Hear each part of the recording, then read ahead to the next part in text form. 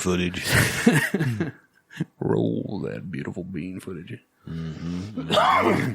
Oh my goodness. Oh, Lordy. Lordy, Lordy, Lordy. Lord Look who's have 40. All right, let's get that 10 seconds for Harambe. Quite good. Attack warning. Is it for real? Attack warning for bloody real. Live from Colorado Springs, the Drop Culture Podcast. I want to confirm, is this an exercise? Roger, copy. This is not an exercise. Come on, quick, get down. 1, 2, 3.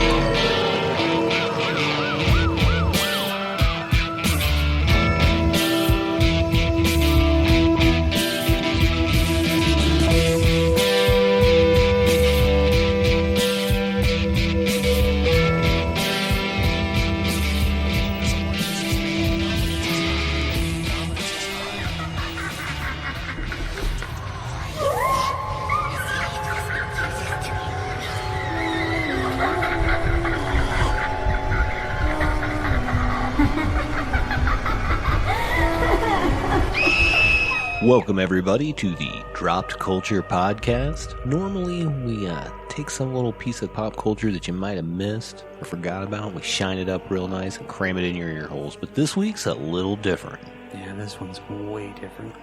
And I'm Dan. I'm Brock. And we're going to do Colorado's Hidden and Haunted.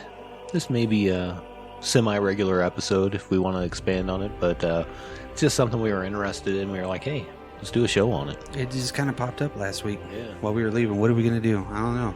Let's do this. Yeah, I was like, I mean, holy crap, that's a It's good kind of idea. like when you're sitting on Grandpa's lap. You just talk about whatever pops up. Oh! Reaching in his pocket, trying to grab that roll of quarters. But yeah, so we've each kind of researched a few little shows here, or a few little subjects here, and we're just going to share them with you and talk about them. Yeah.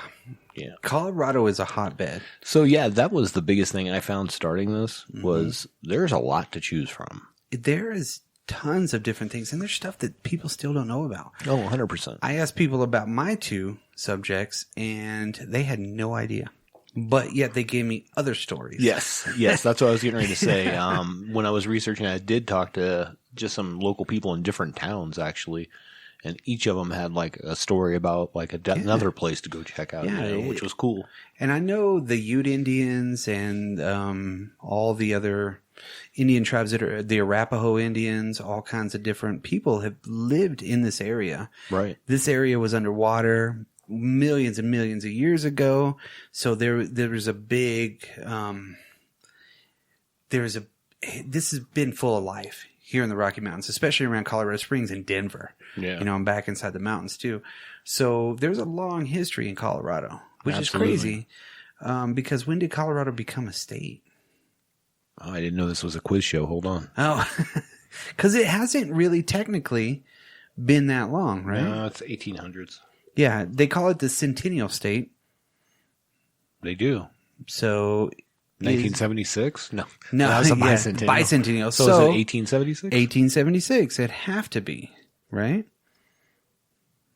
Hey, we live here. 1876. Nice. That's why I was like, Go Centennial State. I'm glad you knew that. I don't think it's on the flag. The flag looks. I'm not really impressed with the Colorado flag, just in the way that it's just unusual. I kind of like it because it is unusual. Yeah. It doesn't need an update, but every time I look at it, I'm like, He's like, I could do that logo. Yeah. I look at everything like that now. I'm like, how would I change that? So, I picked two stories. You picked two stories, basically. So either we kind of put it down as maybe legends at first, and then it became more, I don't know. There's so much going on around here, especially Manitou, Colorado Springs, Denver especially. Right. Denver's been a city for a very, very, very long time. I think since 1858. Pretty sure. Yeah. When they were doing a lot of mining and stuff like that. So yeah, there's a big history and there's a lot of stuff around here. So, I think this is going to be a good subject for us. Yeah, and I think it's, like I said, if it's something that we have fun with and our listeners have fun with, we can do more. Yeah, for sure.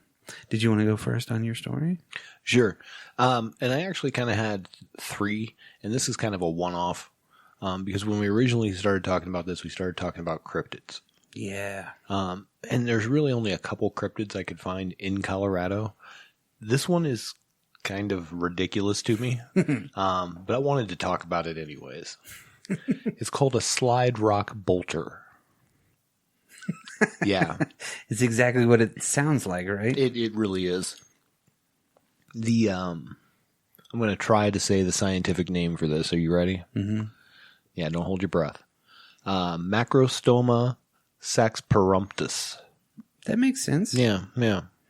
If you break down the Latin word for I don't know any of that. I know some Latin, but that ain't it. No. But at any rate, so this was a bizarre, it was a creature that was 1800s, early 1900s. The lumberjacks always talked about it. Really? Yeah. It was believed to live in the mountains of Colorado. But it would only do it where the slope of the mountain was 45 degrees. At an angle. That's kind of weird. Well, because basically what this creature looks like is a whale. And its tail would go over the side of the cliff or the mountain.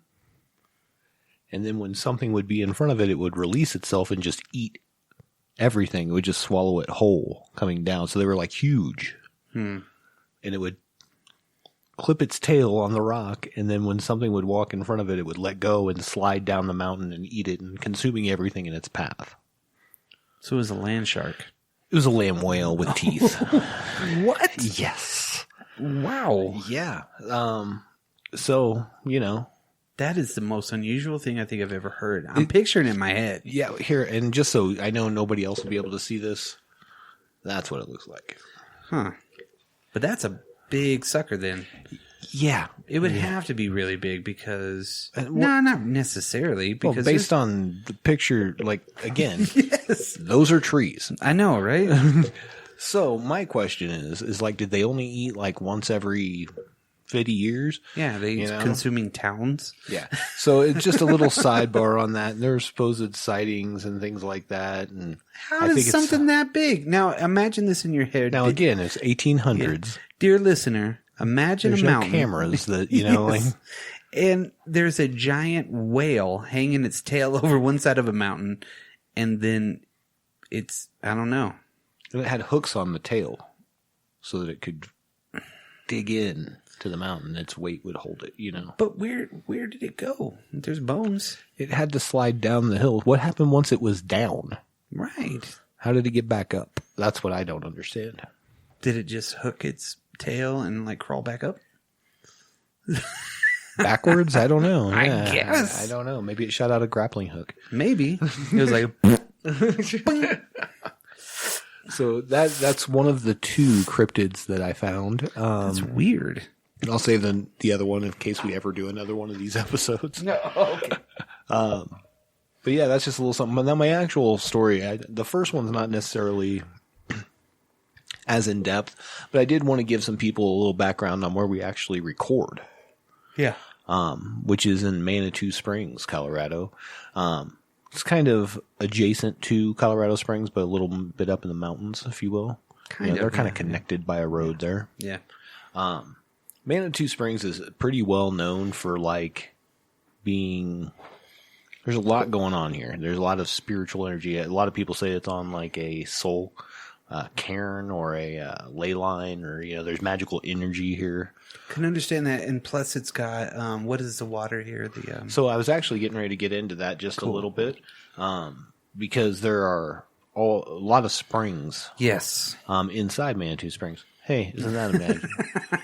So people would come here for the healing waters, and the water. I mean, it depends on which spring you go to, on what they're, what's inside them, or what levels of whatever's inside them. There's one. Because they tell you where it's at. Yeah. It's really high in lithium, which is what they give people who are depressed. Oh. It's kind of like a low grade Xanax. Damn, where's that at? I need to find it and go fill me up a jug. But yeah, so there's all these things, right? And then there's always been like, there's one of the most haunted cemeteries, the Crystal Valley Cemetery is here in Manitou Springs, and it's considered the most haunted cemetery in Colorado Springs. Wow. Or I'm sorry, in Colorado. Wow. So that's here. We have this healing, whatever, and there was a lot of Indians back here, Native Americans, yes, indigenous people, yes, yeah, whatever the right word is. Don't know anymore. Yeah, right. No offense if we say so. No, absolutely not. Yeah. So there's a lot of stories here, and I could probably do a whole episode just on Manitou Springs. I just want to touch on a few things just so people kind of get like, again, an overall feeling of where our studio is at. To kind of mirror that with a little bit of the macabre. Obviously, we have a big thing here once a year called the Emma Crawford Coffin Races and Festival. Mm-hmm. And basically, Emma Crawford was a lady who moved here with her mom. And she was sick. So, of course, she came here to heal with the healing, whatever. Because it was a dry climate, so a lot of TB patients came here too, right? Yeah, a lot of TB, though. This whole area for sure. So a lot of death, nonetheless. Yeah. But she came here, and she did end up dying. Supposedly, before she died, she had gone on a hike. I think it was like the day before she died, really? And tied a ribbon around a tree where she wanted to be buried because she was not for all that. Mm-hmm. You know, she's like, just put me here. Yeah. So they did. And then there was a flood. And out came her coffin and came right through the main street of Manitou Springs and down the hill, which is Colorado Avenue or Manitou. Yes, Manitou. Here in town, it's Manitou. Yeah. And, so it slid down the mountain, a little macabre. You got a coffin and skeleton. Mm-hmm. And they found bones of hers over the year, including her skull. Like over the years, they keep finding her bones. I was reading a little bit about that too. It's like they were finding pieces up until the 1960s or 70s or something. 60s or 70s. Yeah. Now they get together and it packs Manitou out like when the Texans come down to visit. Yes. Yeah, come up to visit. When the Texans come up to visit Colorado Springs, they go to Manitou. Yeah.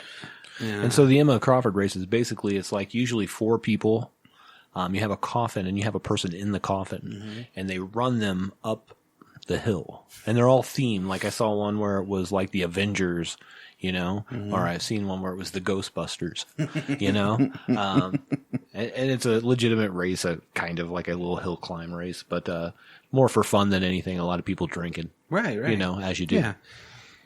It's more like a celebration. Yeah, it really is. And it's a whole festival thing. Isn't it set on the anniversary day? Yes. Well, no. No? No. I don't know that if it's the anniversary of the day she came in. I think it's just the day they designated. I don't think it's the actual day. Okay. I could be wrong on that, but I don't think so. Yeah, they always have bands playing. And I know that she died December 4th of 1891. So when we talk about finding bones of hers, much later, I mean we're talking the 60s, maybe 70s. Where are they finding them at though? Just pieces here and there, I guess. Not too long ago, Manitou did flood big time. 2013. Was it? No, I think a little bit after that too. When was the last big? Well, we had the one a couple. That was like years 2 years ago. Yeah, but that was nothing like what happened in 2013. I've seen videos of friends of mine where they were up on top of a building drinking a bottle of wine or liquor, just watching water spurt out of the ground and over. Yeah, it was crazy. It's just in a weird spot. It is, and being downhill most of the time. Whenever you're welcome to Manitou, everything's downhill until you try to leave. Yeah, where's that giant whale creature? Yeah, right. The rock slide bolter or whatever it was. Slide rock bolter. But no, that's a.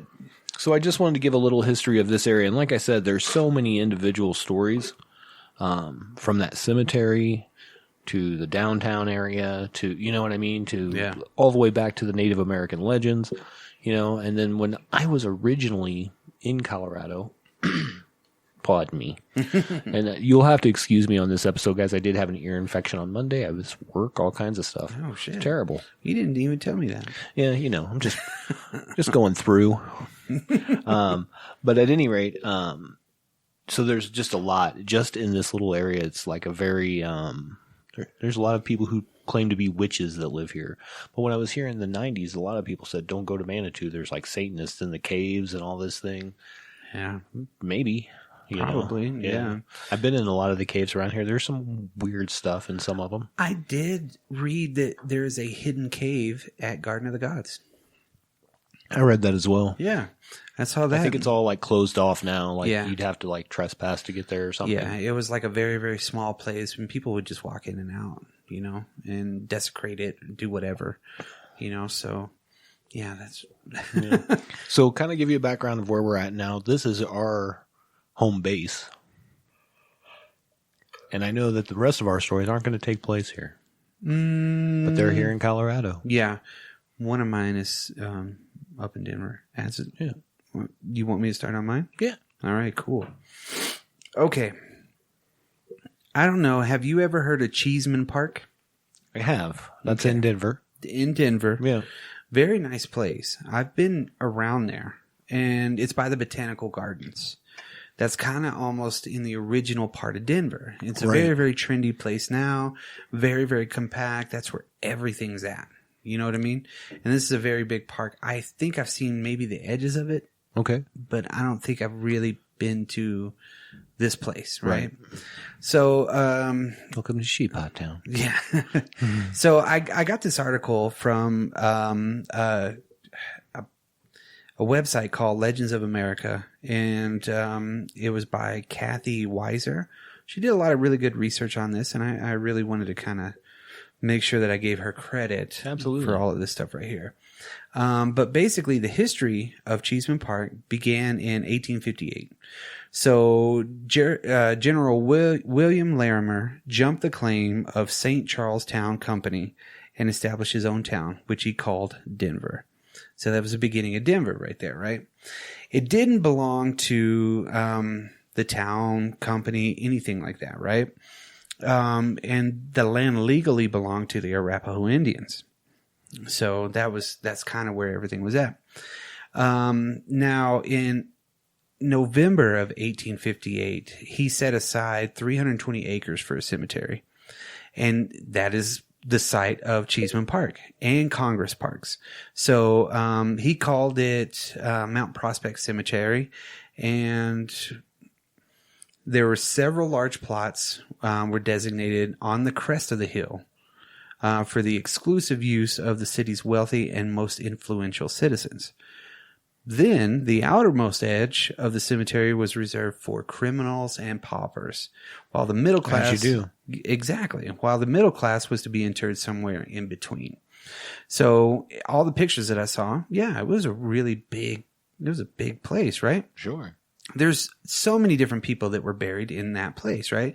The very first man that was supposed to be buried there, his name was Abraham Kay, and he died suddenly after being suddenly stricken with a lung infection. He was buried on March 20th, 1859. So that's just 1 year pretty much after, right? Sure. Now, here's the thing. A lot of people like to throw this legend in because it sounds cooler. This is the biggest story that they tell about it. The first person buried was a man that was hanged for murder, right? Okay. So of course it's more interesting, right? And the second man buried at the cemetery was a Hungarian immigrant named John Stoffel, having arrived in Denver to allegedly settle a dispute with his brother-in-law. So he shot the dude on April 7th, they were both gold prospectors. And okay, since the closest court or official court was in Leavenworth, Kansas, there was a people's court that was assembled, right? And he was convicted of murder. And on April 9th, 1859, he was hanged from a cottonwood tree at the intersection of 10th and Cherry Creek streets. Oh, wow. So literally, like really right there in the heart of Denver, Yeah. There was only 150 buildings at that time in Denver, right? That's still a lot for an old West town, you know? Oh, heck yeah. In the 1850s. But about 1,000 spectators were there. It was crazy. His body, along with his brothers, were dumped into the same grave at the edge of the cemetery. So they were put kind of at the end. Right. So pretty soon, I mean, the outermost edge began to fill with outlaws, vagrants, paupers. The citizens would call it something like the old boneyard and Boot Hill, you know, of course, you know. And now there was a professional gambler that they got another nickname from, Jack O'Neill.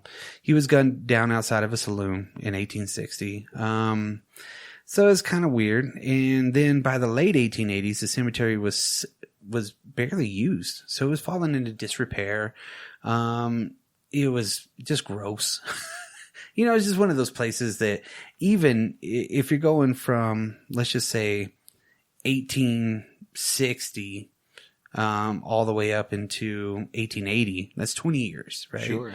So there's at least, I don't know, 626 people that were buried there. But they really didn't keep track of it.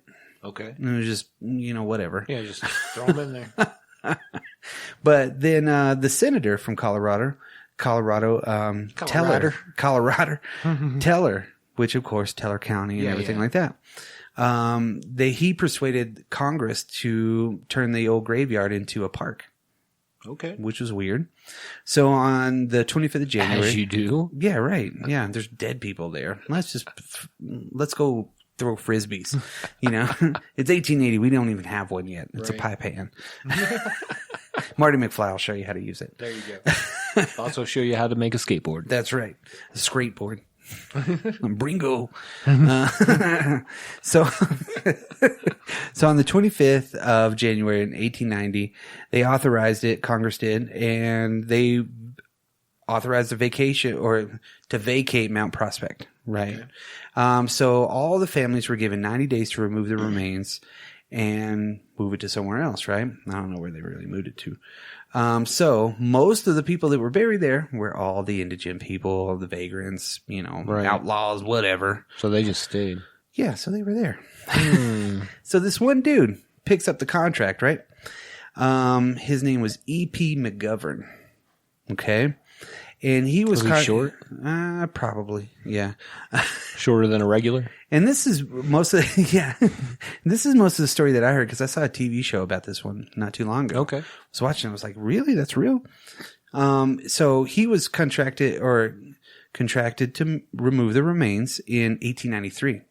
He was supposed to provide a fresh box for each body and transfer it to the Riverside Cemetery at a cost of $1.90 each. So back in the day, it was decent money, but it wasn't great. Sure. So he had to basically provide, you know, the new casket, whatever. You know what I mean? So he started work on March 14th, 1893, and people were watching. It was weird. It was like an event. So everybody was out there watching. There's reporters, everything like that. For the first couple of days, everything was cool. Not really bad. But then McGovern found a way to make more money. So what he did was he decided to use baby coffins, child-sized caskets.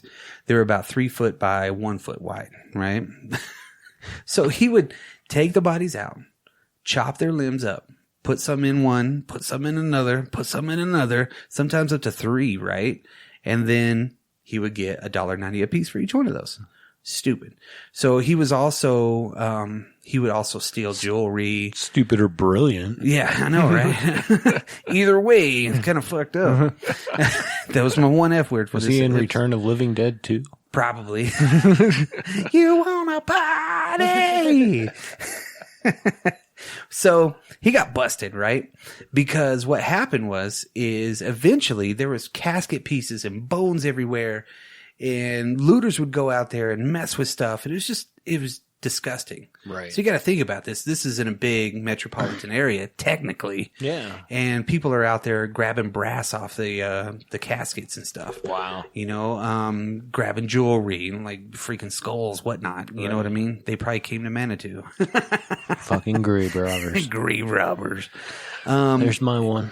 But it's just so weird that it was everywhere. So that's just Right. gross. So you got to think that most of these people were their graves were desecrated. Yeah, in it's a like way. you're desecrating hundreds of graves. Right, Yeah. right.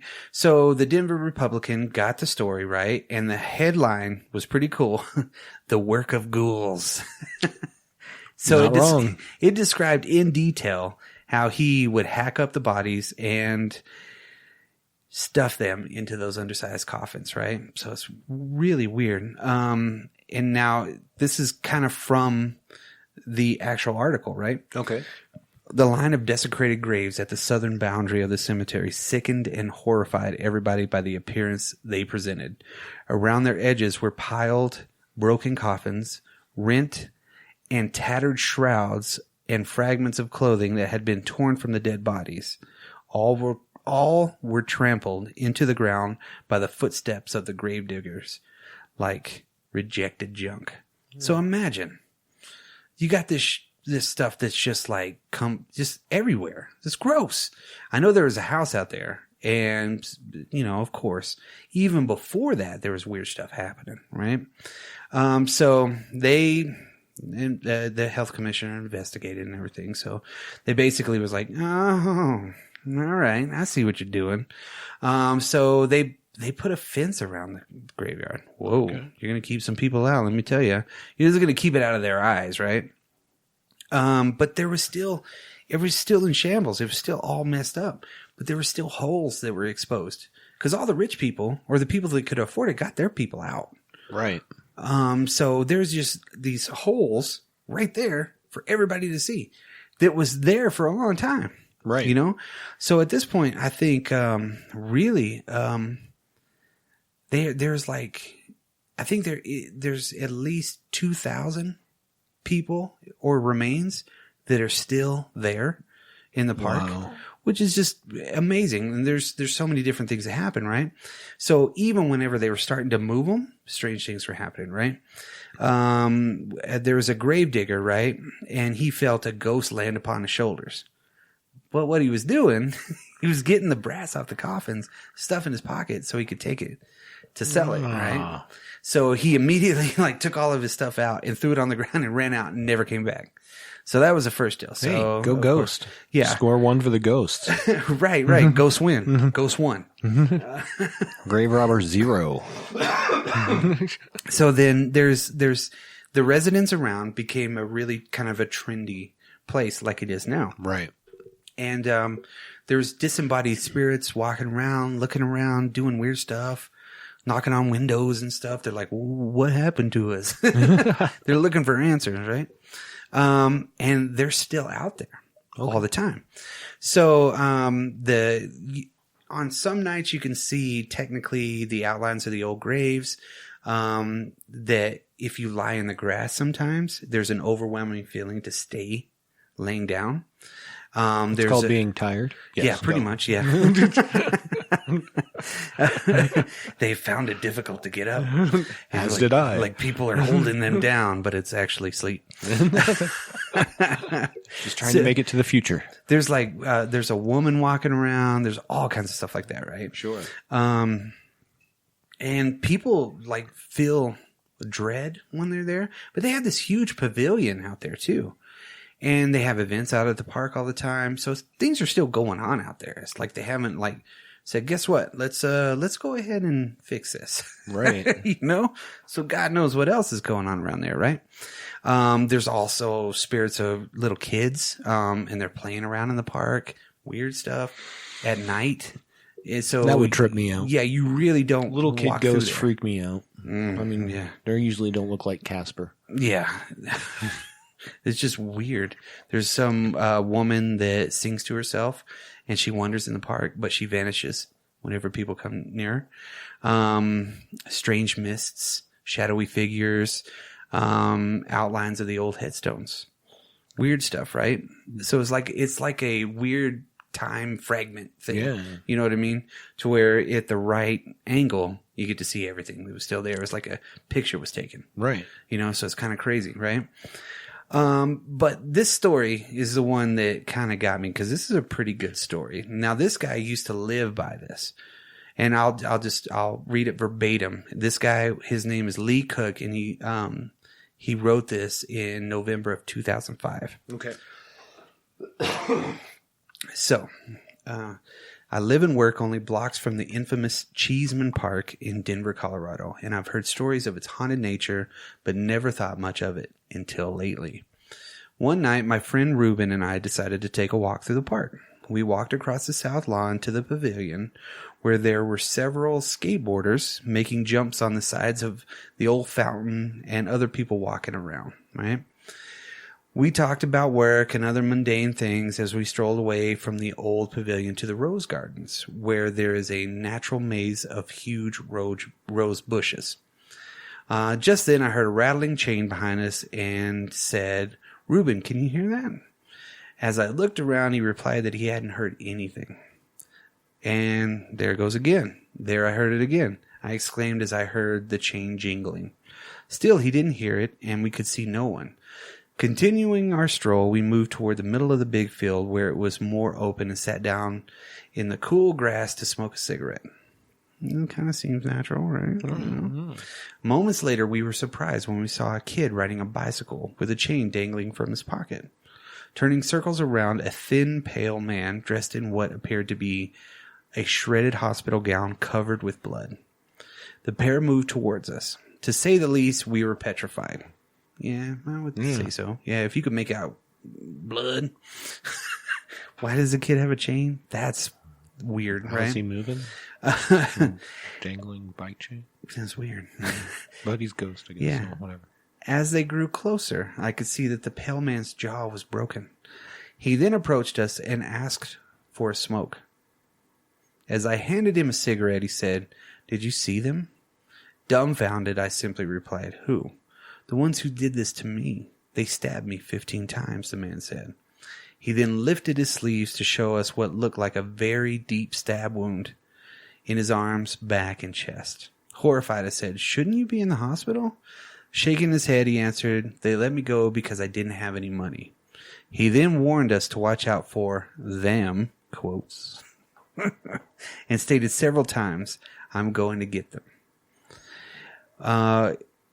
When I reassured him that if we saw them, we would let him know, the pair casually moved away from us into the darkness. When we could see them no longer, Ruben and I quickly ran toward my apartment as fast as we could, never looking back. Yeah, yes. Right?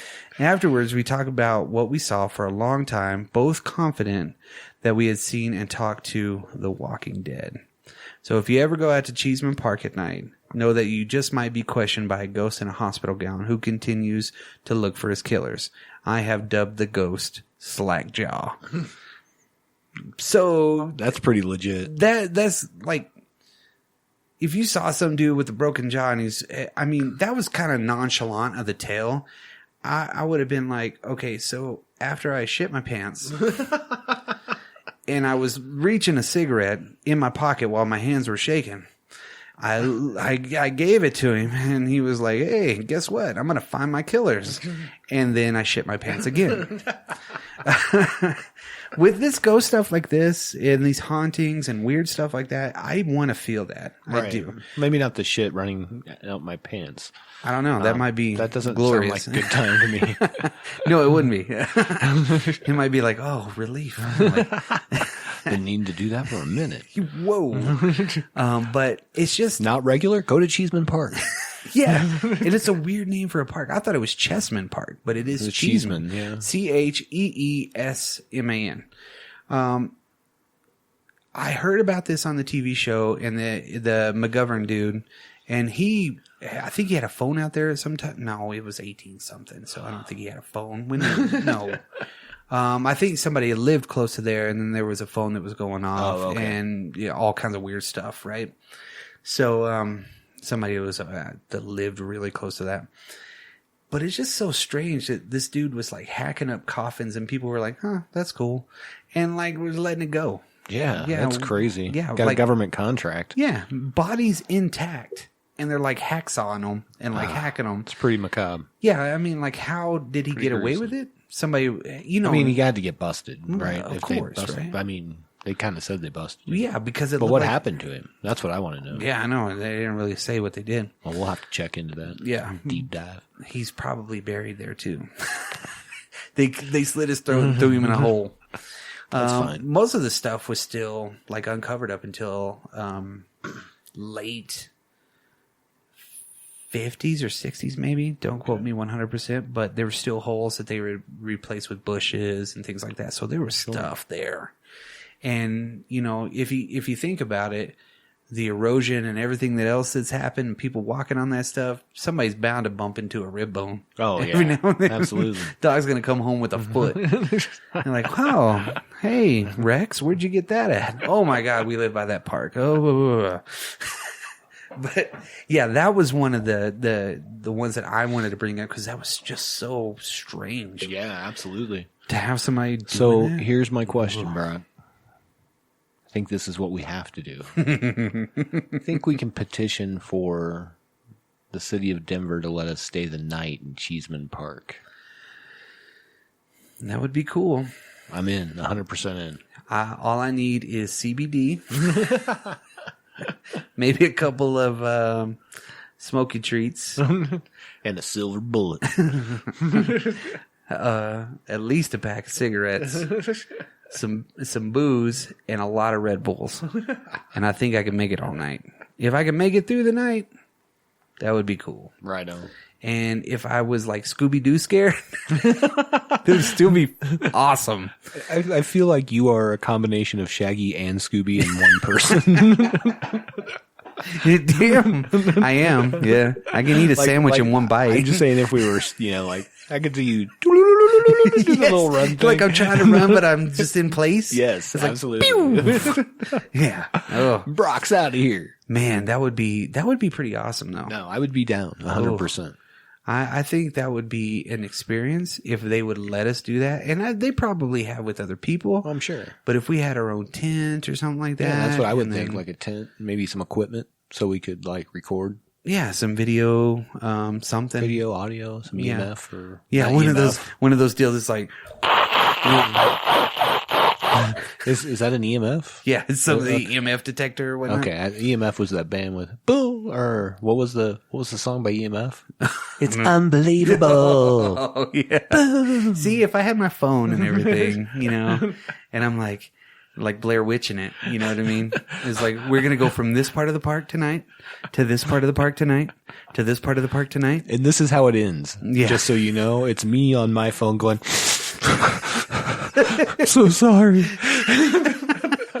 Me standing on the pavilion just looking down with a brown stain on the back of my pants. I do wonder how often this happens with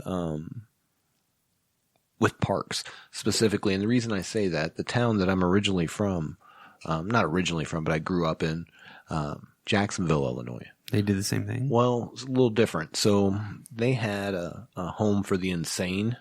Ooh. And then there's a park, right? Community park is like part of that same thing. And I actually worked at this place as it's like 11 buildings.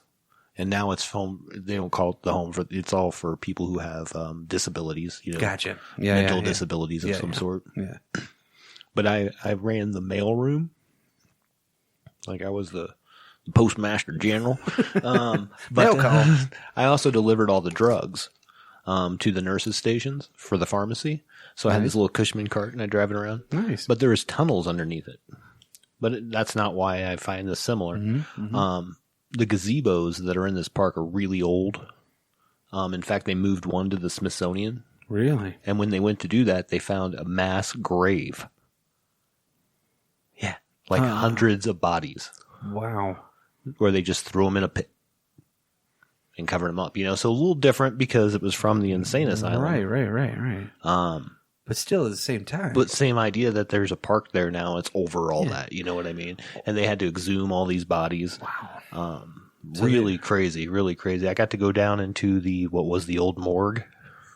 Ooh. Really creepy, and there's like tunnels back there, and I only went so far, and there was like a chair sitting in a corner, and I'm like, I'm out. Yeah. So the fluorescent there light. was no light there. There was nothing? No, not past the morgue. They had the bleed table right in front of the crematory. Oh. Yeah, like the whole deal. Ugh. From like the 1800s. That'd be cool, man. Super cool. I'm sorry. It's actually part of a story I wrote. Oh. Like I incorporated a lot of that into it. See, it's like I want to experience those things because you see the TV shows. Come on, Yeah. Bilbo Baggins, whatever that dude, Bagans, Zach Bagans or whatnot. Come on, and he always gets overtaken by a spirit when he's there. He's like, "It's so crazy. I don't know what to do. I gotta get out of here." I've only made 75 episodes of this show. I have no idea what could happen. Yeah, and I'm not discredited by any means. No, super cool. And I would love to do that kind of stuff. Yeah, anyways, yeah. you know, just like I dig that. Yeah, it'd be cool. And this place would be a pretty good one, but there's another one in Colorado. I don't think that you... What's your next one? Okay, so I'm normally... We'll have some honorable mentions at the very end. Yeah, sure. Yeah. So, you know, you would think if I was going to do a hotel in Colorado... There's only one that you It'd would... be the Stanley. Of course, but no. But that's not what I'm going to do. And the reason I say that, if we were going to do this, there's been a million things on the Stanley. Obviously, that was the impetus for The Shining and all of that, even though it wasn't actually filmed. The movie wasn't filmed, but the story, the book was actually made off of it. And you know that the remake was filmed there? Yeah. As was you're talking about the made-for-TV remake yes, with absolutely, the dude from with Wings. the wings. Yeah. That was actually filmed there. But then you know what else, too? There's another movie that was filmed there, another famous movie. Can you name it? I can't. Dumb and Dumber. Oh, I did know that. Yeah. Okay. That'll be enough. Okay. That's enough of that. So I chose... have you ever heard of Victor, Colorado? No, not until this. Okay, so it's about 35 minutes away, if I remember correctly. That's just a guesstimate. It's like 40-something miles or something, right, from Colorado Springs, if you're going west on 24 up the mountain. Okay. So are you familiar with Cripple Creek? Yep. So Cripple Creek, if you're not from Colorado, is still pretty well known within the state as a place where you go gamble. There's lots of casinos there. Correct. Victor is just on the other side of that. Oh, okay. I've never been that far. I've been to Cripple Creek. And I believe there's a little railroad that runs between the two. I don't quote me on that, but I believe there is something. Okay. Yeah. At any rate, it's a really small town, Victor. I think there's like 400 and some people that live there now. Still. Yeah. Wow. And that's small, right? Yeah. That's like nothing. And they're like really trying to get the economy back. But there's two hotels there I want to talk about. The first one is the Victor Hotel. Mm-hmm. Okay. The Victor Hotel is kind of a cool story. As I pull up my notes. Wait for it. Oh, super tab. The Victor Hotel was built in the 1894. Okay, so these Woods brothers that moved in, and it's kind of weird. So basically, in 1894 it was built. In 1899, there was a fire that wiped out the whole town in like 5 hours. Just wiped out the whole town. So they rebuilt the building. But they made it with brick and stone this time rather than, stick built. Hey. They built it on a swamp and it sank. Get out of my swamp, you kids. But this thing it was actually called the Bank Block because it's weird because the Woods, and I don't remember, it was the main guy and then his son-in-law, I believe, and his daughter that all moved here. They owned the bank. They ended up owning the power company that gave power to like Pueblo and all these other. They were like an empire. Wow. Anyways, so they built it. It's 4 stories, and then it had like storefronts on the first floor, and then the upper floors were like for businessmen and miners. That was the big part of it. The miners. Yeah. Back inside. Yeah, inside there, yeah. Absolutely. And what was really weird about it is like even in 1899 it had an elevator.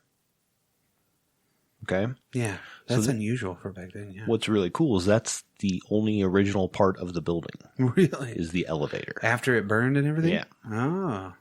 Oh. And actually, I think that through time and reconstruction, yeah, that's like one of the most original pieces is the elevator. And this thing is got a crazy story. So again, it's up in the mountains, right? So between October and June, when the ground was frozen, any dead people, they would take up to the 4th floor using the elevator and store them there until they could bury them. What? Because it was winter. You couldn't break the ground. Right. Yeah. It was frozen. Yeah, they didn't have backhoes then. Yeah. So it was just dead body storage. Yeah. Dead body storage. Until it was, thawed out so they could bury them. Yeah. So there's that. That is enough for you to have a haunted hotel right there. But it gets better. And a lot of people say that on the 4th floor that like today they see a lot of like disembodied spirits, people missing arms and legs and things. But my favorite story out of all this is about Eddie. The dude from Iron Maiden? Yes. Nobody knew, but that's where he came from, was Victor, Colorado. But the Eddie, I believe he was a miner. I could be off on that, but I believe that is the case. Anyways, he called the elevator, and this was still, I think this was still in the 1800s or like early 1900s. And he went to step in the elevator, except the elevator hadn't come yet, and he fell down and died. Oh. And he stayed on the 3rd floor in room 301. And even to this day, like that's the most haunted room, supposedly. And they hear footsteps, strange sounds. And the elevator's always inspected, and maintained, but it will just go off and go up to the 3rd floor, and we'll stop on the 3rd floor, and it's always at like 3 a.m. Yeah, that's the what do you call that time? That's the one of witching hour? Yeah. Technically, yeah, 3 o'clock, right? Yeah, I don't know. I don't know the answer to that. Yeah. But that's insane. So not only was it dead body storage on the 4th floor, so there's, again, that's enough dead people for you to get something, right? But you also have this guy, and he's like very apparent from what I hear. Like this is like something that a lot of people encounter, and you'll hear him walking, you'll hear the elevator come up, like all that kind of jazz. Again, so crazy. Was he drunk? I don't know. He's probably going to mine. Who knows? If you're a miner, you don't know what kind of shifts you work. You know what I mean? Right. You're underground anyways. Yeah, who cares? Yeah. I'm sure they had 24/7 at some point. You know what I mean? Yeah. So, little bit crazy. And I'm pretty excited to try it out. But I was like reading some of the accounts of people that stayed there, and they're like, yeah, we heard this and this and this, and then we got the hell out. Mm-hmm. There's another hotel called the Black Monarch, which is also in Victor. And I'm going to give a lot of props, like kind of like you did. There's a magazine called the 303, which is the Denver magazine. Yeah.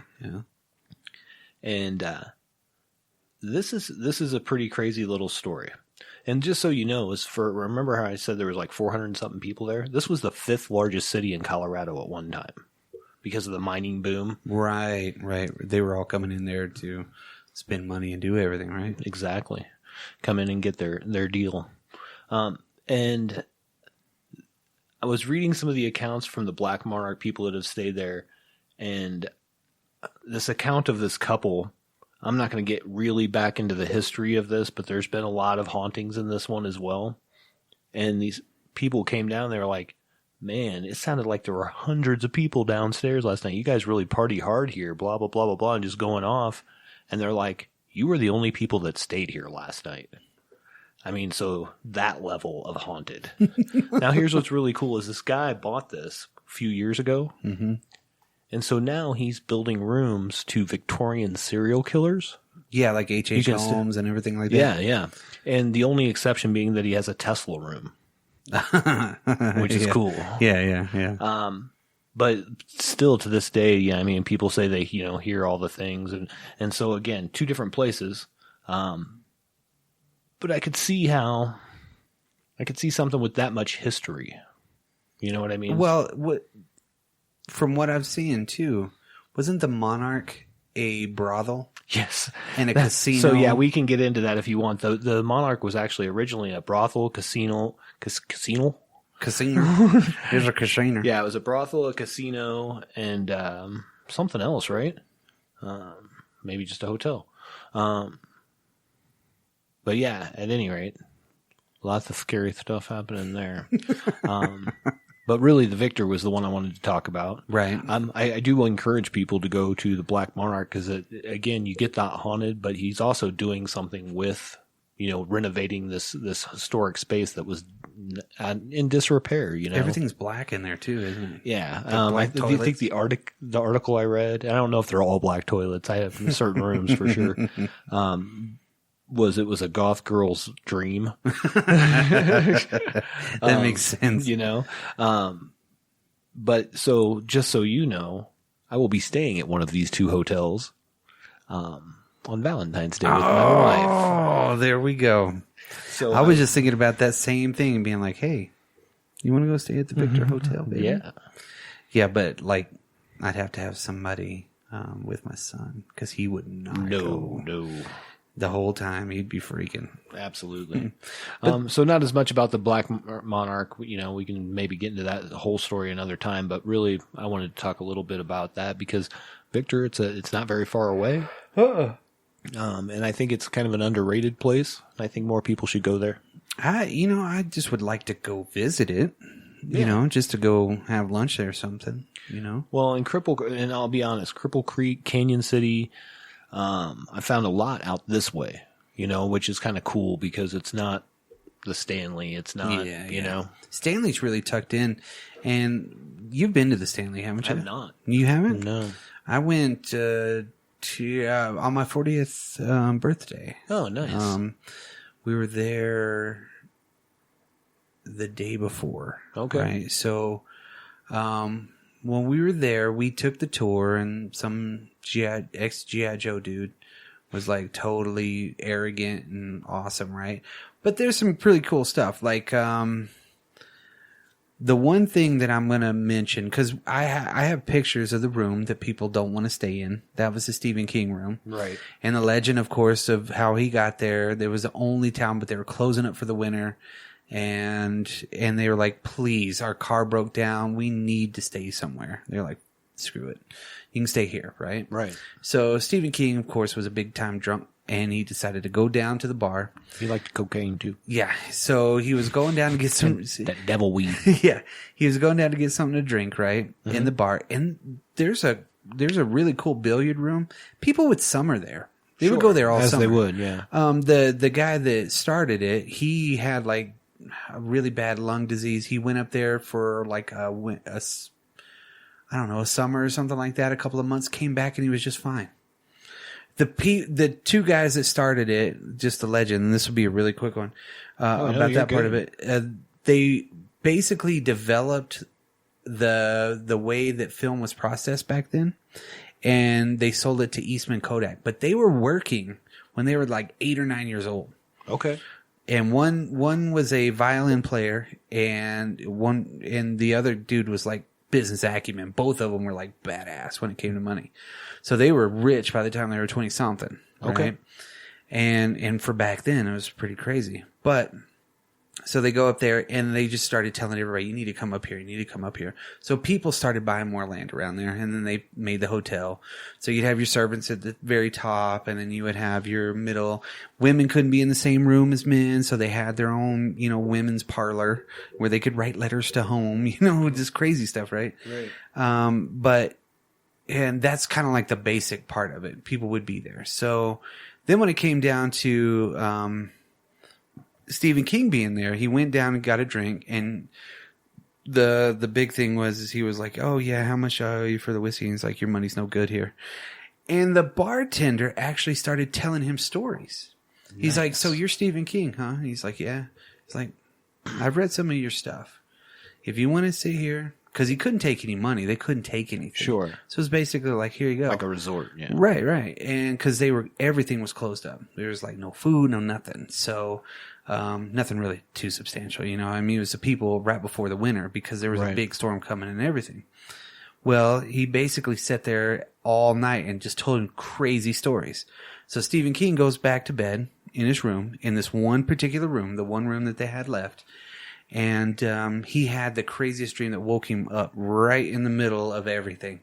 And in the hallway of where he was staying, you see this little bitty deal, and it's kind of like a fire hydrant hose or something like that that's coming out of the wall, and that's how they would get their water up there. But he saw that attacking his son. In his dream, it was like a snake attacking it. So immediately he got that idea. He put everything together, and he got The Shining. Yeah, pretty crazy. Yeah, and then I did see they have an American flag in there now, and I thought it was going to be old, but it really wasn't. Apparently, some G.I. Joes, I'm always going to refer to them as G.I. Joes. But they got into a firefight, blew up their Humvee, but the flag survived. Okay.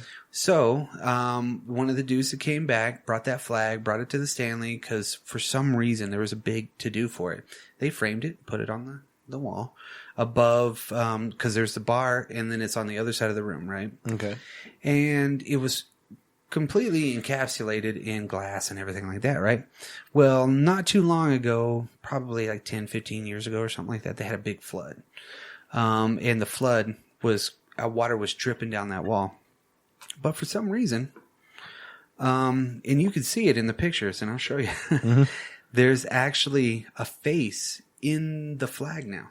If you look really close, the water stained it, and there was somebody looking out of it. So there's all these extra stories like underneath, and they take you everywhere through it. But I've heard it wasn't as scary as, like, say, The Victor or something like that. You know, those are scarier. This one is kind of like, most people are like, whatever, you know. But it's like a beautiful place. Sure. And whenever you're looking out from the front part of it, especially where Lloyd and from Dumb and Dumber, they were passing out dollar bills, $100 bills to everybody. Yeah, I mean, it's just amazing. It's a really nice, cool place. But it's weird. You know, they have a big pool, everything like that. Who wouldn't want to stay there? Absolutely. Yeah, it just expanded and expanded and expanded. So God knows if it really was on an Indian burial ground. Right. But I do have a story about something that is on an Indian burial ground, but I'll save that for another podcast, perhaps. Okay. If we do another one, if the fans like this. Yeah. The fans, the listeners, whatever. Yeah, the listeners. The listeners. So it's my turn to tell. Yeah. What's your tale, sir? Okay. So this one is something that I've heard about since I moved here. Okay. Have you heard of the Black Forest House? I've heard of it, yes. Okay. So let me just kind of start it off. I did get this online as well. I forgot where I got this from. But this one is literally like so crazy. It's considered one of the most haunted houses in America. In the world, almost even. Wow. What's really crazy about it is these people still live there. Okay. I like them. Yeah. And so this kind of starts in 1990, right? So Stephen and Beth Lee and their two sons moved into the place in 1990. And it was their dream home. It's a beautiful house. If you look it up online, you see it. Big, giant apex living room, upstairs rooms, everything like that. The place is magnificent. It is beautiful. Probably paid like $30,000 for it back in the day. You know what I mean? Yeah. This is in the middle of Black Forest, right? And it's off of Swan Road. It's in a dense part of Black Forest, right? Okay. A year later, they decided to purchase the 5-acre parcel. That's when the problem started. So they owned the house, and then they decided to buy the acreage, right? Okay. So they were not told by the previous owner that he was convinced the house was haunted. Ooh. Not out of malice, though. I mean, he wasn't really like, no. But It's fear. like, give me my money so I can get the fuck out of here. Yeah, pretty much. But fear that he would be ridiculed. Sure. all hell broke loose within weeks of buying the house too. So literally kind of crazy, right? Right. So Beth is talking about this. She said they came home and it was like 4th of July in our living room and bedroom. So imagine poltergeist with the lights flickering on and off and flashing lights. It sounded like people were stomping across the roof, and they would hear, chains rattling at night. I don't know what the chain thing is. Yeah, is this Bob Marley? Yeah, right. Was that guy's name Bob Marley? Yeah, no, Jacob Marley. Jacob Marley. Yeah. It'd be so much cooler if it was Bob Marley. Yeah, right. His one love, one heart. Let's get. So they woke up one night and heard orchestral music. Okay. I'm like, what? So, I don't know how that would have carried out there. So that's weird. Sure. And then every day. And then the boys, they reported seeing weird lights and shadows in their rooms. Lights in the appliances would turn on and off by themselves. One of the strangest phenomenon was the untraceable chemical odors that burned the family members' eyes and throats. Wow. That's weird, right? Wait a minute. Is this like that Oracle of Delphi where the gas was coming out of the cave and so they would, they were really crazy? I don't know. Maybe. Blind and shit. Maybe. You never know. So, of course, the dad, right? Steven's like, this is bull. Right. This ain't As real. you would think, you'd be like, yeah. He's like, whatever. This 1990. This is 1990. This ain't real. He didn't really believe in it. So Sure. He thought somebody was really trying to scare him out of their new home. So he installed a security system, cameras, everything like that, right? Motion detectors, the whole nine. So 1991, 1992, that's like state of the art stuff, right? Right. But they would get set off and no one would trigger them. They would just get set off. Oh. And they have video of these spirits like flying by the camera in the thermal vision or whatnot. Sure. It looks crazy. It looks like whenever you're looking at a sparkler, you know what I mean? And orbs are in almost all the photos. The dude was taking pictures at one time and he thought, oh, well, the film was a little bit exposed. After he got them developed, and he was like, well, I'm going to try this camera. And then he did it, and everywhere. There's a giant orb that sits above the house. All the time they're catching shit, right? There's an old Victorian mirror that they have that they see faces in. Oh, wow. All kinds of stuff. And it's been documented because they actually, they called these, Ghostbusters, technically. Oh, the show Sightings. Yes. Yeah. And I don't really remember the show, but I kind of do. Sure. But they had 62 unexplained break-ins before they did this. The El Paso County Sheriff's Department opened an investigation and conducted 45 follow-ups, but never found anything. Wow. They drained all their money. Right. So they were broke at that point. There was always light streaks that they would catch in the security systems, shadows, everything like that. Translucent faces. It's weird. He admitted finally, yeah, this is something weird. You think? So this is like 5 years later, right? On sightings, right? Right. They brought in the psychic, and she identified a threatening male spirit in the living room and at least 20 more spirits. So there's footage of this, of course, on YouTube and stuff. And she's like, there's like so many people around here. And they have the thermal imaging, and there's an entity sitting in one of the corners, like in an office or something like that. She's like, it's right there. And you see it in the footage, but she's not seeing it that way. She's not seeing it in predator vision. You know what I mean? Maybe. You don't know. I don't know. But she's like, oh my God, this is like the craziest thing. And she was basically like freaking out big time too. So then they were downstairs. I remember some of this, and this is where she said there was a rift in space and time. Yes. Now that's that after. where you're going? I'm sorry. Yeah, I'm sorry. no, but that's after this. Okay. So she was freaked out. She went downstairs and basically was sitting with Beth, I guess the woman of the house, and all of a sudden Beth started feeling overwhelmed and anxious and messed up. So she had to leave, and they have this all on camera. She's just like, oh my God, I have never felt this way before, and I never will. And then all of a sudden a crew member was like sitting in a corner somewhere crying. Like she was freaking out because she felt this heaviness, numbness, all kinds of stuff, right? So she was messed up, right? And so they left. They were like, we're out, right? So 6 months later, they come back with another psychic named Peter James, right? He felt a pull of powerful psychic energy on the property as well. James was overwhelmed by the burning chemical odor mentioned earlier. So it's kind of weird. And he asked if the name Howard meant anything to the family. Steve and Beth were taken aback. And now this is before Facebook. Of course. So this is before where psychics can basically cheat. You know, they're like, meet me on Tuesday, and it's Wednesday of the week before. Right. So they got enough time to look at your history. You know what I mean? Instagram and that shit. And they're like, does it start with an H? Oh my God, that's my grandpa Harold. You know? So they can't really, they can't. What was that guy's name?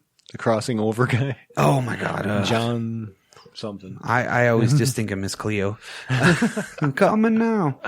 But whenever he mentioned that name, Steve and Beth were both like, whoa, whoa, whoa, whoa. They're one of their really good friends. And Beth called this guy their adopted grandfather or something like that. Okay. For the last 10 years. So 85 to 95, right? And he had just, and as they revealed more about the old friend, the chemical smell began to make sense. Turns out Howard's son, Howard Jr., died of a drug overdose in the 60s. Okay. The youth's best friend, the two Jutes, the Jutes, he was a pharmacist and would sneak the two drugs to get high together. James felt that Howard Jr. entered a rift in space-time on the leased property because he wanted to somehow contact his father. That's where the rift in space-time comes from. Okay. So he's stuck there, right? He was like, oh, I'm going to go talk to my dad. Oh, I'm trapped. You know, it's like his house. He's in the land of the lost now. Yeah. No, so it's like that movie with McConaughey where he's in the bookcase or whatever. Oh, yeah.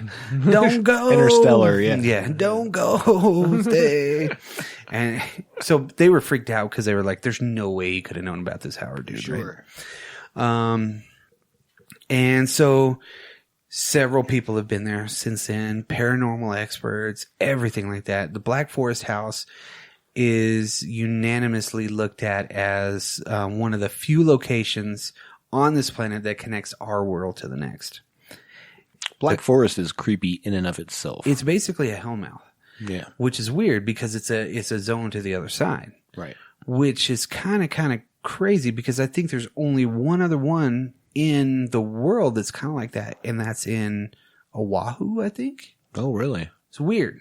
Like, the only way I know that is my uncle and aunt, now my sister lives there, they would always see ghosts by the naval base. Okay. Or wherever he was stationed. That kind of makes sense. Yeah, so they would see people all the time in the house and see people walking by, and I was like, oh, that's weird. Like, honestly, I was like, what? I'm sure that's not the only one. No, the only two, you know. Yeah. They say the closet in the master bedroom is suspected to be a portal to the other side. There's 100-year-old. Okay, I'm ready. Let's go. Yeah, I know. Let's go today. Well, you can't find this place because they got it pretty hidden out there. Sure. Like, nobody's gonna go out there, and those guys are just like, oh, please stop coming to the door. Right. I don't care. So now they had a Hopi shaman go there, and he reported that the area is a rainbow vortex. Hubba hubba? Yeah, rainbow vortex.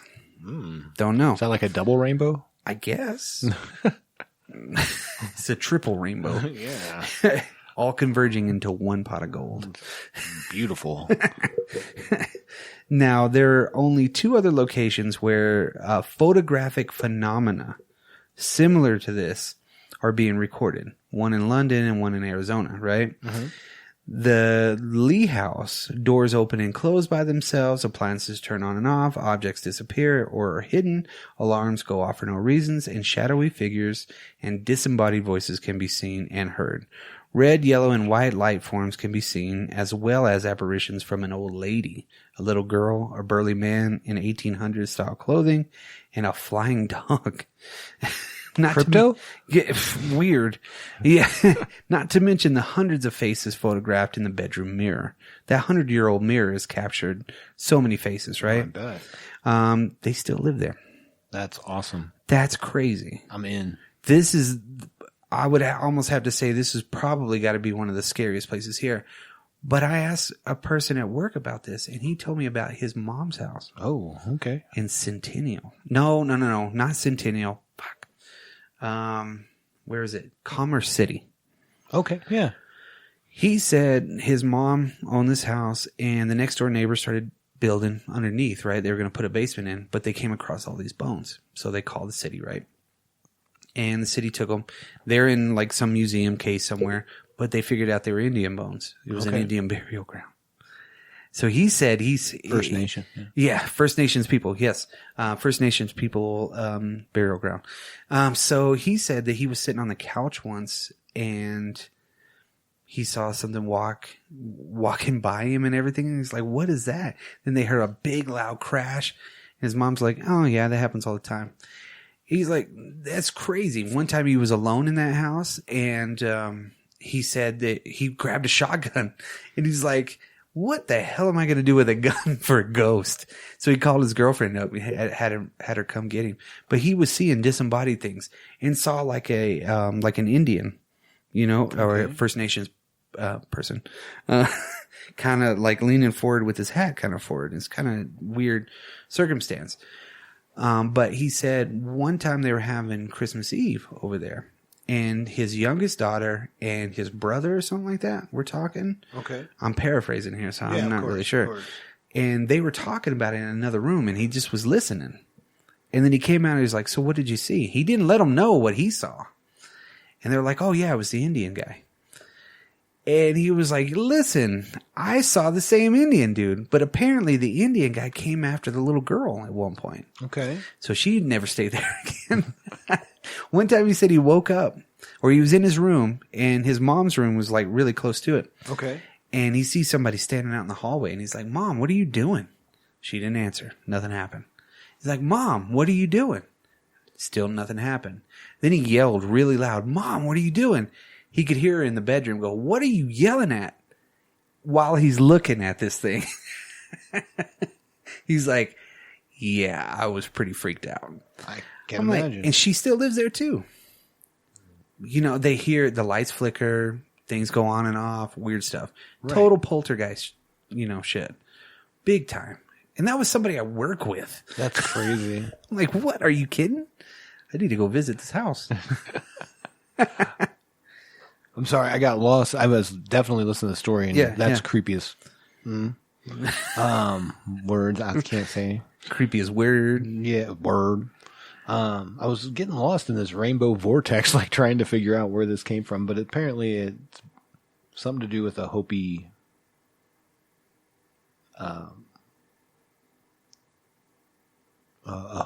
legend or something.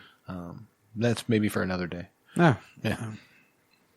But yeah, that's my second story. That's pretty well, second and third. Second, third, fourth. Yeah, that's cool, man. Super cool. Yeah. I'm down to stay at the Black Forest as well. Let's go camping in the Black Forest, Cheeseman Park. We're gonna stay. Well, I'm gonna stay in one of those Victor hotels, probably the one with the Eddie, in my opinion. I do kind of want to stay in the Tesla room. It doesn't seem like they're that expensive, about $100 a night. Yeah, it wasn't terrible. I was looking this morning. I just hadn't made the... Yeah. If me and my wife can take a retreat, I'm going to be like, I got a place to go now. Yeah. And not tell her. Yeah, there you go. What was that? Like, cool. Yeah, I'm going on Valentine's Day because there's nothing that says romance more than a haunted hotel. My wife was totally in, though. Hey, my wife would be too. She would want to. She would really want to be there, just because she watches all the ghost hunters. We always make fun of the ghost hunters. I want to be scared. I really do. Yeah. I don't know what I would do, because I'm so desensitized to everything. Have you ever had any experiences yourself, Mr. Brock? I know I have. Okay. More alien stuff than anything. Okay. But I don't really think I've had. I say that now, and I'm going to be driving down Manitou Ave and see Emma Crawford be like, hitchhiking, and be like, whoa. Tell them Large Marge sent you. I will tell you, I had a weird experience. I've had a couple. I had a weird experience where some buddies of mine and I were... I'll just tell you one of them. We were doing the witch board. Ouija board? Yeah. And, we were just fucking around. And we started talking to somebody. And I assume that everybody else is moving things. I'm like such a skeptic. Right. And the guy told us, like, his name was Leland. And he was just telling us, like, different stuff. And, like, maybe a night or two later, we went out. So the town that I'm from, Jacksonville, or that I grew up in, was one of the only places to have 4 churches on 4 corners of the same street. Wow. But it also had 4 churches on the outside of town. On the 4 corners? On the opposite, like almost the opposite 4 corners. Really? Yeah. Sounds like Amarillo. Yeah. Well, we went out to one of these, we're just drinking and hanging out, smoking some whatever. And, we were young. And we're just walking along in this graveyard. And we see this Leland whatever. And the dates matched up. And so, again, I'm a super skeptic. I'm like, one of you motherfuckers drove out here and whatever. Everybody's like, no. Well, the church is older. Yeah. I went in the church. And in the church, I saw like all these white robes hanging up. Like when you walked in, there was like the hooks for coats, you know? Yeah. But there was all these white robes hanging on them. You went in there that night? Yeah. How did you get in? I got in. Oh. And I went in, like there was the pews and everything. And there was like a white robe hanging over the cross that was up on the thing. Yeah. And I got this really weird feeling while I was in there. And then one of my buddies went in with me, Yeah. Maybe 2 nights after that, or 2 days after that, because this was daytime. I'm like, wait a minute, hold on. Yeah. We went in there. Pews are all messed up. There's no white anything in there. It's all dirty and it's like been in disrepair for a long time. There's no cross up there. No way. Yeah. So did you go at night the first time? Yes. Yeah. That we were at night at the graveyard. Then I went into the church. And then you went back during the day 2 days later, and it was none of that stuff was there. All messed up. Yeah. Like it had been in disrepair for 50 years, 100 years. Really? Yeah.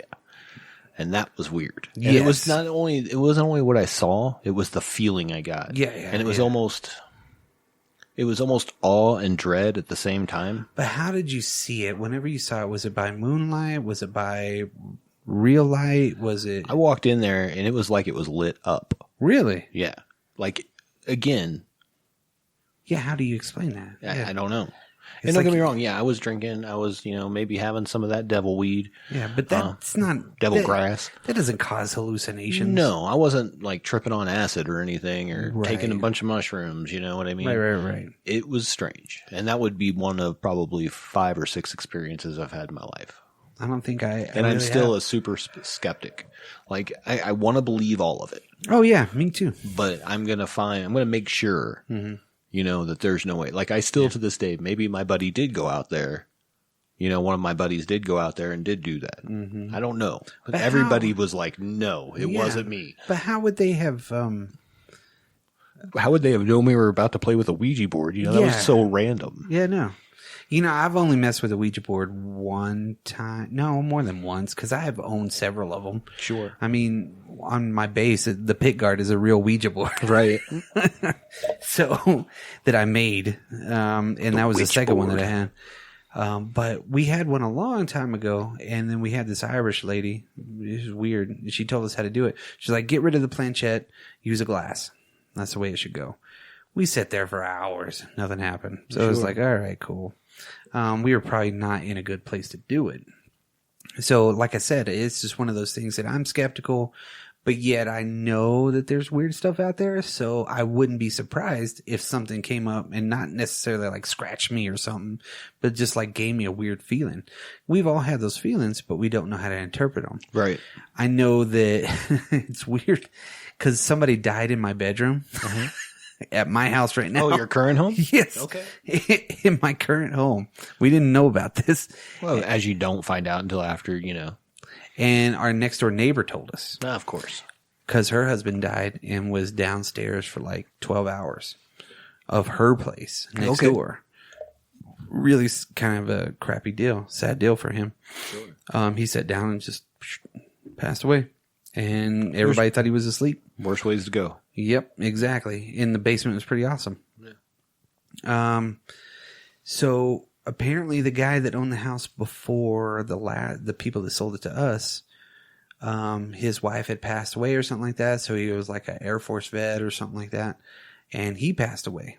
Okay. And they didn't find him for a couple of weeks or something crazy like that too. A couple of days, something. It's in our bedroom. So every once in a while I get that kind of, and it's usually when nobody else is there. Yeah. Usually it's when nobody's there. And I'm like laying in bed, and I'm like, whoa, that's weird. And I always tell my wife, I'm like, I saw the ghost last night. It's crazy. But I don't know what it is, I don't think that here, like my daughters specifically, this used to be, my youngest daughters used to share this room. And then my oldest daughter lived here. Not our oldest daughter, but my oldest daughter. And all of them are like, this room is haunted. 100%. 100%. You could hear stuff rolling across the ceilings, see stuff in the corners, blah, blah, blah, blah. I haven't never seen that. But I don't discount that they're, I don't think they're lying. Yeah, of course. But I do think that some of that goes to overactive imagination. I'm not saying that things did not happen. Yeah. Yeah. But the only thing that I've ever had here is, and I don't remember the term for it. I was sleeping. Actually, it was upstairs in the living room. And I kept hearing somebody walking. And I'm like, oh my God, one of the kids are up. For some reason, like the kid was small. It was like a small kid. And I'm like, but all my kids are older, And I'm like in that fog where you can't quite wake up. Yeah. And I'm like, so who the hell was that? You know? And then I felt like something ran towards me and I couldn't breathe. I was like choking. Really? Yeah. And it took a minute. And there's a term for that. People, I don't remember what it's called, but people experience that often. Or not often, but you know what I mean? Yeah. So that was real weird. That's the only thing that's happened in this house. I am going to share my last Ouija board story since I'm just going to get all that out. Yeah. Ouija boards. 1999. Toys R Us. When I first got out of the Army, I had a house with a couple roommates. And it was weird how we got the house was because my stepfather painted for the people that owned the home. Oh, okay. You know what I mean? Yep. And they were like, yeah, we're renting it out. Awesome, I'll take it. Well, he had gone in, and I'll say this part kind of preface this. He had gone in there to go paint, and the cleaning lady ran out, and she said she wouldn't go back in there. Really? When you first, like if you came in the front door, you were in the living room, but we always use the side door coming from like the driveway. If you open that door, straight down is the basement. Oh, okay. And it's like so it's like it's like a little bitty hallway. Yeah. And then you go left. And if you go right, you go into the kitchen. If you go straight, you go down the stairs into the basement. Gotcha. The gentleman had fell down the stairs and broke his neck and died. Oof. So we decided, as you do, to go down and make a Ouija board on the concrete of the basement. Now we got crazy with this. Because we each had like a personal item with us. Wow. We each cut our hand and put it on to the Ouija board. And everybody got creeped out. We quit. Yeah. Right? We go upstairs. And things would disappear out of this house and reappear all the time. Like my teapot completely disappeared from the house for like a week and then just reappeared. They're like, oh, there it is. It was like in the dishes. Yeah. And that's crazy. It's, Yeah. But, so we're sitting upstairs and this is on a Sunday. This is the Sunday after that, I believe. Maybe that was a Friday night. I believe. Friday or Saturday night. Sunday, everybody's sober, as you are. Yeah. Sunday, Eating your big meal before you got to go back to work. I think we were dicking around, like writing something or creating something, whatever, up in the living room, right? And all of a sudden we hear this. And I'm like, that just happened. Right? So we had all of our music equipment downstairs. So we thought maybe it's just the microphone. If it's plugged in, sometimes it can pick up like a trucker CB or something like that. Yep. Go downstairs, and we're all freaked out, of course. It's creepy down there anyways. But we were always down there. Yeah. The microphones are all unplugged. So we go back upstairs. And as we're sitting in the living room, I can see this light that just comes around the corner from the basement into the kitchen and then disappears when it hits like what would be the dining room. Between that and the living room, it's a big open space. Right. Freaked me out. What about everybody all else? of us out. Everybody saw it. Everybody was part of it. Really super creepy. I had a few things that happened in that place, but that specifically was weird. And we, I felt like we kind of woke up what was ever there. Like, oh yeah, dicks, did something stupid, dumbasses. Yeah. So, long story short, I actually moved myself and my daughters into that house for like a year. Ooh. I didn't really experience anything after that. No, not while we were there. Wow. Yeah. Pretty creepy. Yeah, that would scare the hell out of me. And I remember Jason and I played dice to see who could get the upstairs room, because you had an upstairs room that was like the whole room had a little half bath. Oh, okay. I got you. So we all wanted that, you know. Yeah, of course. But the stairs for that were super steep too. And it had those little doors, like the short, like 2-foot closet doors. Yeah. Super creepy, and like they connected to each other and stuff. And, my daughters and I built them a little craft room up there, so they could build whatever go play they and do They whatever. never went up there. They hated it. They were like, that is the scariest place in the world. So I can imagine. Yeah. Ooh. And there's a lot of history in that town as well. Yeah. So no, I don't think I've ever really lived at any place that's been a hotbed for that or been around anything like that, and most of the stuff that you see or hear about and especially on TV, it's just for ratings. And then that's the thing is, again, I'm 99.999% skeptic. Yes. I have to see it. It's kind of weird. It's also kind of my religion. You know what I mean? Like, I can't take everything on faith. Yeah. If that makes sense. Not absolutely everything, but there has to be some faith in it. Well, of course. But what I mean is I have to experience that before it's real to me. Like other people's stories, I'm like, okay, but that could have been this, could have been that, could have been this. You're looking for the reason for it. Yeah, because I feel like I have that scientific mind. Like, let's, we have to break down all the things it could be and eliminate all those before it can be real. Right. Yeah, before you can just kind of yep, that's what it is. And I've blown off lots of things that I'm like, I shouldn't have blown that off, But yeah, I think it would be really cool to go on something. Let's go on haunted adventures. A haunted tour. But I don't want to go on I've done some of those walking tours and things like that. Nah. That's not for me. I want to go there and explore myself. Yeah, you know? I like the urban exploring kind of stuff, but being able to go into a place at night. Because every insane asylum's got to be like that. It was built in the 1850s, Well, and again, Jacksonville, Illinois was also part of the Underground Railroad, like a big place for the Underground Railroad. Really? Well, you figure, it's like central Illinois, so people were escaping from, the southern, they'd come up through there. Missouri. There's a lot of tunnels under people's homes. Really? That some of them are walled up. There's a ton of them that were under the governor's mansion. Wow, there's still a ton of tunnels around Manitou, isn't there? Well, there's another subject for another day is the Gold Camp tunnels. Yeah. So. and then the Thornton Drive. Yep. Yep. So, yeah, we're going to have to do this again. Yeah. It's a little different for us, like you said, but fun to talk about. Yeah.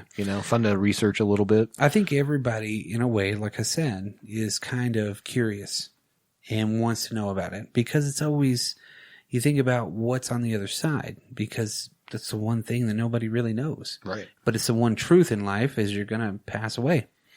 This is true. So it's like, it's fascinating. Right. It's fascinating to be alive, but then it's also fascinating to not be in a way. I have a friend who's a mortician by trade. Mm-hmm. And he's always joking like zombies are the stupidest damn thing ever. It's not even possible. He's like, this is stupid. Yeah. And we had a discussion one night. I remember sitting outside the cabin and we were talking about what happens afterwards and, why people think there's ghosts. And I think it's just a transference of energy. We all have energy in us. And a lot of times that energy dissipates into the nethers of the world, you know what I mean? And becomes other energy. Yeah. But it's that energy that sticks. Yeah. For whatever reason, it still retains there. Yeah. Because if you think about all the energy that compiles to make you who you are or anything what it is, right? Imagine that energy and you intertwining with that. Exactly. And again, like you said, if there's something that is holding you there in a weird way, that's why I believe in different dimensions and things like that. Because time is not a straight line. It's because it keeps on slipping. Into the future. That's right. I guess we'll leave these topics for another. Yeah, so I think we could go on we can make a 4-hour podcast if you'd like, but yeah, well, let's not do it. Yes. So thanks to all of our sponsors out there. And if you like this episode, send us an email about anything that you know about in your home state, Colorado, anywhere. And where could they send that to? They can send that to our email at dropculturepodcast@gmail.com. And if if you don't want to type us on email, you can hit us up on the socials. That's an old person word now for social media. Yeah. Hit us up on the socials. If you haven't been cool. If you haven't been banned yet, there we go. We're on Twitter, Facebook, Instagram. If you go to Google, big ones. But where's the best way to talk to us, Brock? You can go to www.dropculture.com. Boom. And we're updating the website, so be ready. We got new products up on the Redbubble, too. We have new and improved classic logo shirts. Ooh, classic logo. We also have a new and improved logo.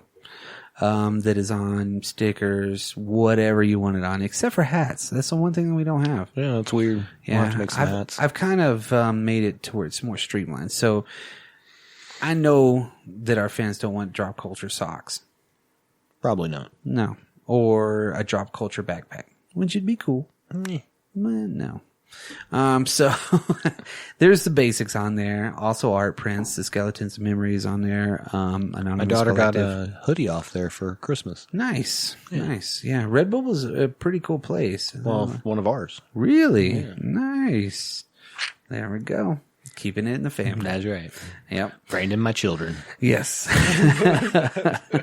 So yeah, hit us up on everything. And then if you like this episode, please like us somewhere. Give us a review, like us, subscribe, smash that subscribe button, hit that bell so you know when we have a new episode coming out. Yes. And because we're the worst at this, see you later. Peace.